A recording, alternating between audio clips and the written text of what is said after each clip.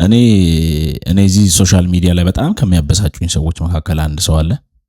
የሚያወራቸው ወሬዎች በሙሉ ብሔር ተኮር ተደርገው እየተረጎመ ነው የሚያወራውና በቅርቡ ጊዜ የጌታችን የኢየሱስ ክርስቶስ እናት የሆነችው ማርያም አማራ ነች፣ እንደዚህ አይነት ቦታ ነው የተወለደችው፣ እንደዚህ አይነት ነች ብሏል።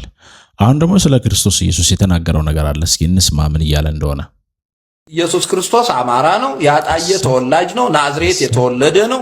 ቤተሰቦቹ አጣዬ ተወልዶ ያደገው ናዝሬት ከተማ ነው። እስራኤል ሀገር የሚባለው አይደለም። እኔ እኮ ከየት ነው ግን የሚያመጣው ይሄ ሰውዬ? መነሻ ሐሳቡ የት ነው? ወይም ደግሞ ይህንን ፕሩቭ የሚያደርግለት ምንድን ነው? ምንም ያለምንም ማረጋገጫ ኢየሱስ ክርስቶስ አማራ ነው፣ የተወለደው ናዝሬት ነው፣ ያደገው እንደዚህ ቦታ ነው፣ አጣዬ ነው፣ ምትሴ ነው። ብራዘር ተወን፣ እስኪ ተወን። መጽሐፍ ቅዱስ አንብብ። መጽሐፍ ቅዱስን ስታነብ ደግሞ ክርስቶስ ኢየሱስ የዘር ሐረጉ የአይሁዳዊ እንደሆነ በግልጽ ይናገራል። እንድታነብ ግን እንመክርሃለን።